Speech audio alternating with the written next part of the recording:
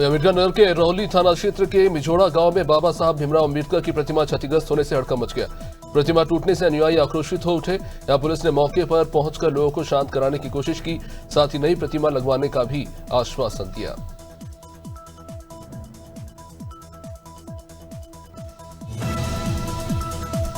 अमरोहा जनपद के रेहरा थाना पुलिस ने छेड़छाड़ के 2 वांछित आरोपी शोभित और सुंदर को दबोच लिया। इन आरोपियों पर पॉक्सो एक्ट समेत अन्य धाराओं में मुकदमा दर्ज किया गया था। पुलिस टीम ने दोनों को गिरफ्तार कर अदालत में पेश किया है। इस कार्रवाई से क्षेत्र में राहत की उम्मीद है।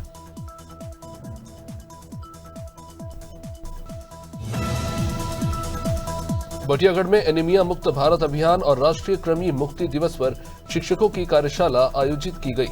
स्वास्थ्य विभाग के डॉक्टर और विशेषज्ञों ने एनीमिया और कृमि रोग के प्रभाव और बचाव पर जानकारी दी। साथ ही आयरन की दवाइयों की सही मात्रा समझाई। सभी शिक्षकों को निर्देश दिए गए कि किसी भी समस्या पर तत्काल स्वास्थ्य विभाग से संपर्क करें।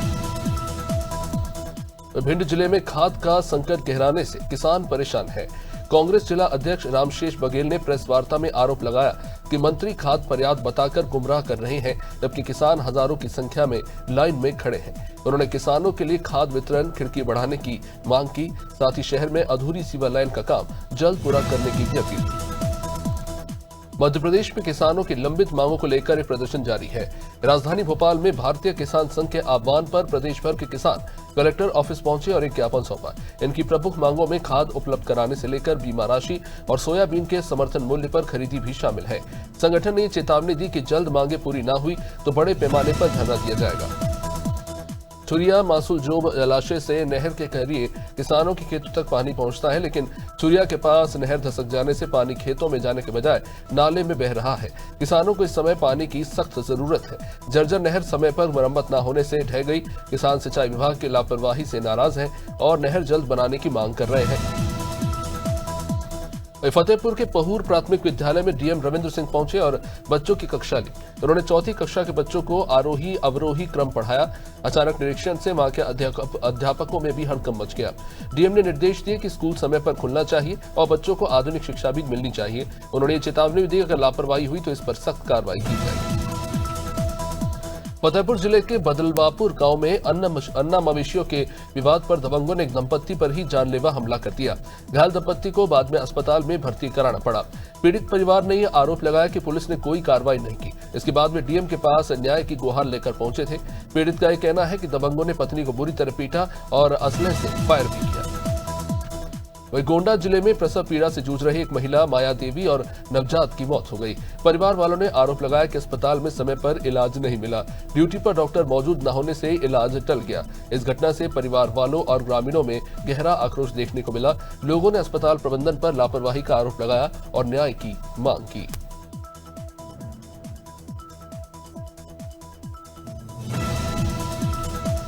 गोंडा जिले में कोतवाली मनकापुर पुलिस ने बड़ी कार्रवाई करते हुए अंतर जनपदीय वाहन चोर गिरोह का पर्दाफाश किया। पुलिस ने कुल 2 चोरों को गिरफ्तार कर 5 चोरी की बाइकें इनके पास से बरामद की हैं। ये गिरोह गोंडा समेत कई जिलों में सक्रिय था और मास्टर चाबी से गाड़ियों को चुराकर ले जाते थे। पकड़े गए आरोपियों से पूछताछ में काफी सारी अहम जानकारी मिली है। पुलिस ने बरामद बाइक की शिनाख्त भी अब शुरू कर दी।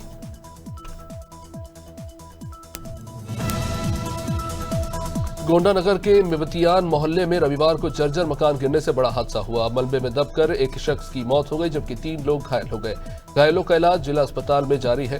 प्रशासन ने घटना की गंभीरता को देखते हुए जांच समिति गठित कर दी है। साथ ही ऐसी घटनाओं की पुनरावृत्ति रोकने के लिए निर्देश भी दिए।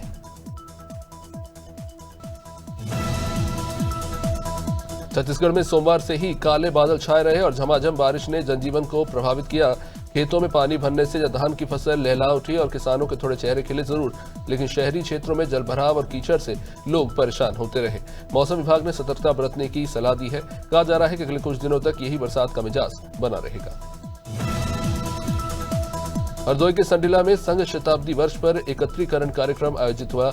जिला कार्यवाह तीर्थराज ने पंचमुखी विकास योजना और सामाजिक परिवर्तन पर जोर दिया। कुटुंब प्रबोधन और सामाजिक समरसता से लेकर पर्यावरण संरक्षण, स्वजागरण और नागरिक कर्तव्य को गांव-गांव तक पहुंचाने का आह्वान किया गया। इस मौके पर कई पदाधिकारी और कार्यकर्ता मौजूद रहे।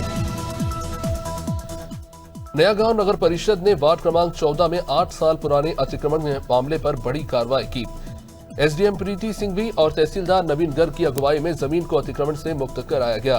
प्रशासनिक अधिकारियों की मौजूदगी में हुई कार्रवाई के दौरान सीएमओ और पुलिस बल मौजूद रहा।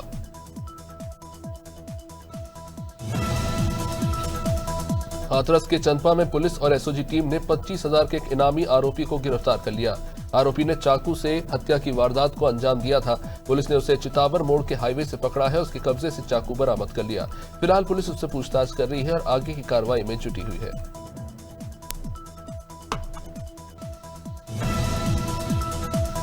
कानपुर में राष्ट्रीय दिव्यांग पार्टी ने जिलाधिकारी कार्यालय पर प्रदर्शन किया। मुख्यमंत्री के नाम एक ज्ञापन सौंपा गया।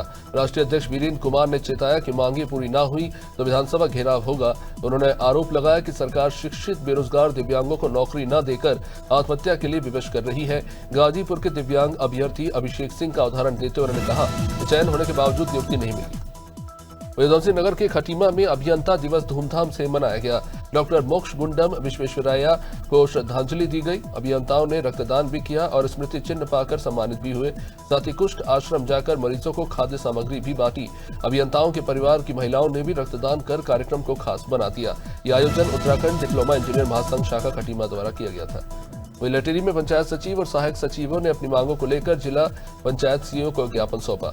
अधिकारियों से समस्याओं के निराकरण की मांग की गई और ये चेतावनी दी गई कि अगर समाधान नहीं हुआ तो सामूहिक रूप से अनिश्चितकालीन अवकाश लिया जाएगा। सचिवों ने कहा कि झूठी शिकायतें विलोपित की जानी चाहिए।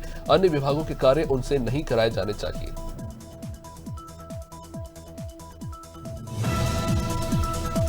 लखनऊ के मोहनलालगंज तहसील क्षेत्र के नंदौली गांव में ग्राम प्रधान रीना सिंह ग्रामीणों संग धरने पर बैठ गई। उनका आरोप है कि हिस्ट्री शीटर ने सरकारी जमीन पर गुमटी रखकर कब्जा कर लिया है। कई शिकायतों के बावजूद भी प्रशासन इस पर कोई कार्रवाई नहीं की। ग्राम प्रधान ने कहा कि जब तक गुमटी नहीं हटती है धरना जारी रहेगा।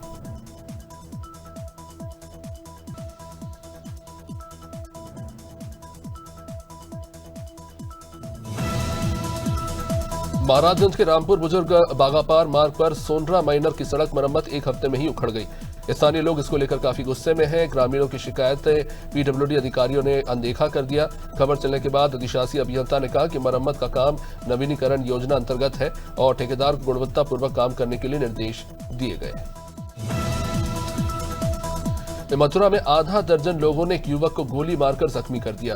ये मामला है महावन थाना क्षेत्र के हरियागढ़ी गांव की। बताया जा रहा है कि कुछ पुरानी रंजिश का मामला था, जिसको लेकर आधा दर्जन लोगों ने राजेंद्र पर गोलियां बरसाई। इससे वो जख्मी हो गया। इलाज के लिए उसे जिला अस्पताल में भर्ती कराया गया है, जहां से उसे प्राथमिक इलाज के बाद एक निजी अस्पताल के लिए रेफर किया गया। फिलहाल पुलिस इस मामले की जांच कर रही है। मथुरा के कृष्णनगर राधिका विहार में पति पत्नी के बीच झगड़े में खूनी रूप ले लिया। पत्नी पूजा, मां सीमा और भाई दीपक के साथ ससुराल पहुंची तो गजेंद्र ने चाकू से उस पर हमला कर सभी को घायल कर दिया। किराएदार दीपक ने बचाने की कोशिश की तो उस पर भी उसने वार कर दिया। गजेंद्र भी इस घटना में घायल हुआ है, जिसका इलाज चल रहा है। पुलिस फिलहाल इस मामले को लेकर काम कर रही है। बरसाना के जयपुर मंदिर के पास मोटरसाइकिल सवारी को लेकर दो पक्षों में विवाद हो गया। मामला हाथापाई तक जा पहुंचा और बीच सड़क पर लात घूंसे चलने लगे। अफरा तफरी मच गई। राहगीरों ने किसी तरह से बीच बचाव किया। इस घटना का एक वीडियो भी सोशल मीडिया पर काफी वायरल हो रहा है। स्थानीय लोगों ने धार्मिक स्थल पर गुंडागर्दी को शर्मनाक बताया। शिवपुरी जिले के पोहरी क्षेत्र में बड़ा हादसा टल गया। भोरई पुलिया पर रेत से भरा डंपर असंतुलित होकर पलट गया। वाहन क्षतिग्रस्त हुआ और पुलिया का हिस्सा धंस गया। गनीमत रही कि चालक को सुरक्षित निकाल लिया गया है। ग्रामीण रविंद्र विशिष्ट और धर्मेंद्र परिहार ने तत्परता से ड्राइवर की जान बचाई।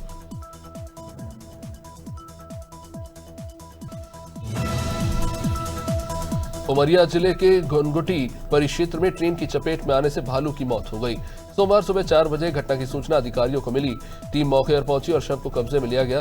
शेड्यूल से कटनी रेल ट्रैक पर घुनघुटी स्टेशन के पास ये हादसा हुआ।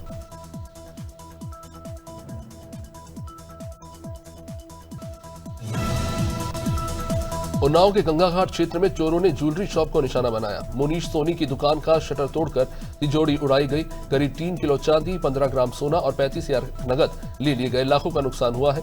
व्यापारियों ने सुरक्षा पर भी सवाल उठाए हैं। पुलिस ने फॉरेंसिक टीम संग जांच शुरू की है। सीसीटीवी फुटेज खंगाले जा रहे हैं। छत्तीसगढ़ में एनएचएम स्वास्थ्य कर्मचारी 10 सूत्री मांग को लेकर 28 दिन से हड़ताल पर हैं। मांगे पूरी न होने पर कर्मचारियों ने अब इच्छा मृत्यु की मांग की है। राज्यपाल को एक ज्ञापन सौंपने की भी तैयारी चल रही है। राजधानी में इसको लेकर एक रैली भी होगी। कर्मचारी लिखित आश्वासन चाहते हैं। स्वास्थ्य मंत्री 5 मांगे मानने की बात तो कह रहे हैं, लेकिन कर्मचारियों का कहना है कि बिना लिखित आदेश की हड़ताल खत्म नहीं होगा। झांसी के मऊरानीपुर मेला ग्राउंड के पास चलती कार में अचानक से आग भड़क उठी। कार में सवार पति पत्नी ने धुआं देखकर तुरंत बाहर निकलकर अपनी जान बचाई। कुछ ही सेकंड में कार आग का गोला बन गई। जहां फायर ब्रिगेड ने आग पर हालांकि काबू पाया, लेकिन तब तक कार राख हो चुकी थी। इस हादसे में किसी की जान तो नहीं गई है, पर वारीपुरी निवासी कैलाश प्रजापति पत्नी को डॉक्टर दिखाकर लौट रहे थे तब ये हुआ। वही भैरुंदा पुलिस ने 3 महीने से लापता नाबालिग को गुजरात से बरामद किया। आरोपी उसे पहला फुसलाकर ले गया था। पुलिस ने आरोपी योगेश गाठे को गिरफ्तार कर न्यायालय में पेश किया। अदालत ने उसे जेल भेज दिया है। नाबालिग को आवश्यक कार्रवाई के बाद परिवार वालों को सौंप दिया गया। 30 जून 2025 को दर्ज शिकायत के आधार पर पुलिस ने तकनीकी विश्लेषण और मुखबिर की सूचना से बालिका को खोज निकाला है। परिवार वालों ने राहत की सांस ली।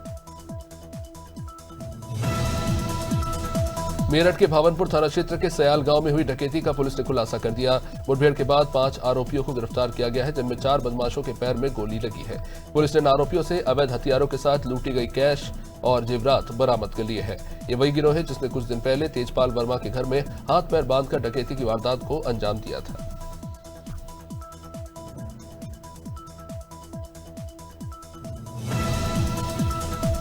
धार जिले से दर्दनाक हादसे की खबर सामने आ रही है, जहां सागौर थाना क्षेत्र के देवठान पुलिस चौकी अंतर्गत लेबड़ मानपुर 4 लेन पर सड़क के गड्ढों ने एक परिवार की खुशियां छीन ली। बाइक से लौट रहे राहुल का परिवार ट्रक की चपेट में आ गया। इस हादसे में महिला रेखा बाई की मौके पर ही मौत हो गई, जबकि राहुल और उसकी 5 वर्षीय बेटी गंभीर रूप से घायल हो गई। देवरिया में सदर कोतवाली थाना क्षेत्र की सीसी रोड पर मॉडल शॉप शराब की दुकान के बाहर 2 गुटों में कहासुनी के बाद जमकर मारपीट हो गई। अब इस दौरान स्थानीय लोगों ने एक युवक को पकड़कर हाथ बांध दिया और उसकी जमकर धुनाई कर दी। सूचना पर पहुंची पुलिस ने युवक को हिरासत में लिया और स्थिति को काबू में किया गया।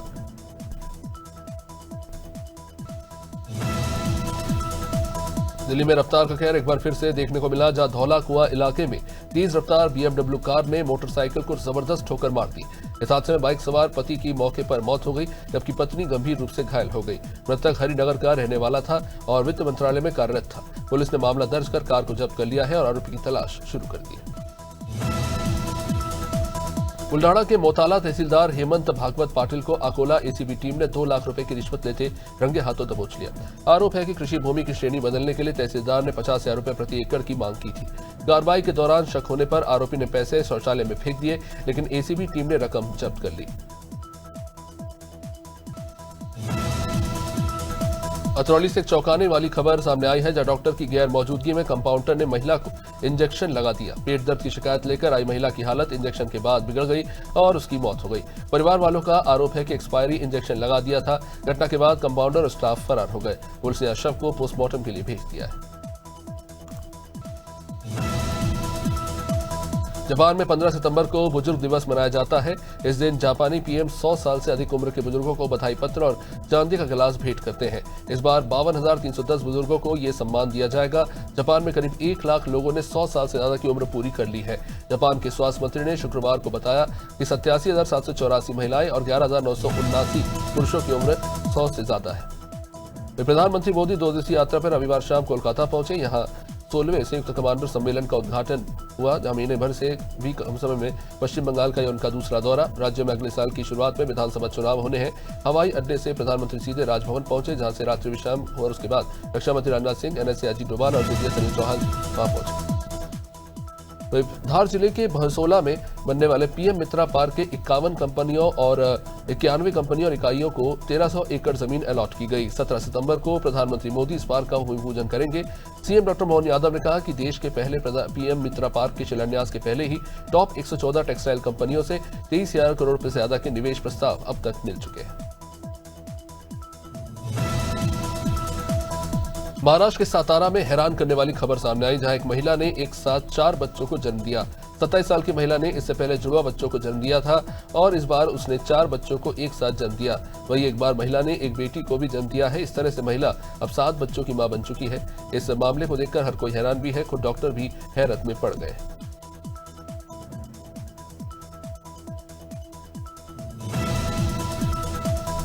वक्फ संशोधन कानून की वैधता को चुनौती देने वाली याचिकाओं पर सुप्रीम कोर्ट ने सोमवार को अपना अंतरिम फैसला सुनाया। कोर्ट ने इस पूरे कानून पर रोक लगाने से तो इनकार कर दिया है। कोर्ट ने कहा है कि कानून पर केवल दुर्लभतम मामलों में ही रोक लगाई जा सकती। हालांकि कुछ धाराओं पर रोक स्टे जरूर लगाया गया है।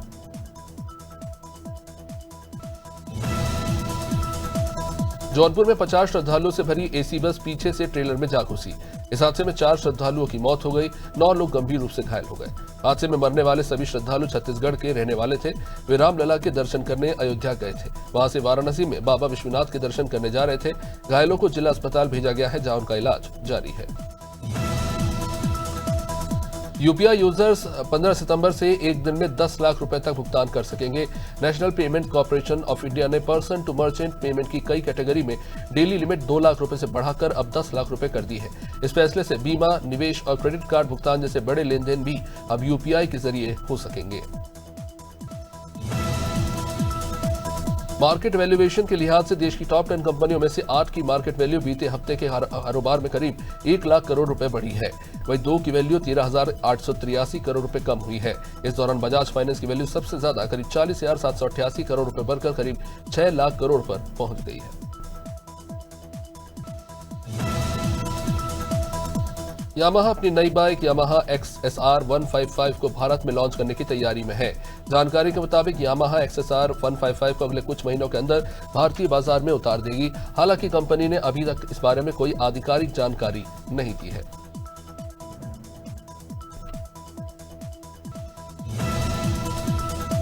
22 सितंबर से लागू हो रही goods and services tax GST की नई दरों से भारत में आम परिवारों के बजट पर सकारात्मक असर देखने को मिलेगा। हालांकि PwC की एक रिपोर्ट के मुताबिक GST में बदलाव से रोजमर्रा के सामान सस्ते हो सकते हैं, लेकिन इससे खर्चे को संभालना आसान जरूर होगा। लेकिन रिपोर्ट में यह भी बताया गया कि देश में 63% ग्राहक बढ़ती महंगाई से परेशान हैं।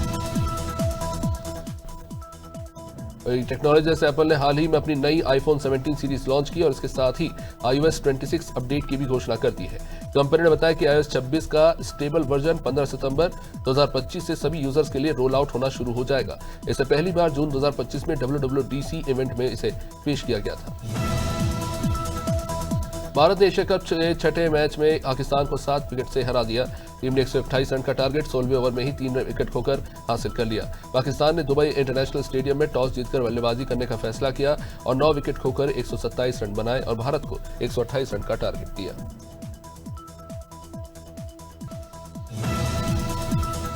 ग्वालियर में केंद्रीय मंत्री ज्योतिराज सिंधिया एक्शन मोड पे नजर आए। उन्होंने कलेक्टर कार्यालय में प्रभारी मंत्री तुलसी सिलावट, ऊर्जा मंत्री प्रद्युम्न सिंह तोमर और मंत्री नारायण सिंह कुशवाहा की मौजूदगी में मैराथन बैठक की। बैठक का मुख्य फोकस ग्वालियर शहर की बदहाल सड़कों पर रहा। इस दौरान सिंधिया ने कहा कि वे स्वीकार करते हैं कि ग्वालियर की सड़कें बहुत ही खराब है। उन्होंने सड़कों को रेड, येलो और ग्रीन कैटेगरी में बांटकर इसको ठीक करने के निर्देश दिए।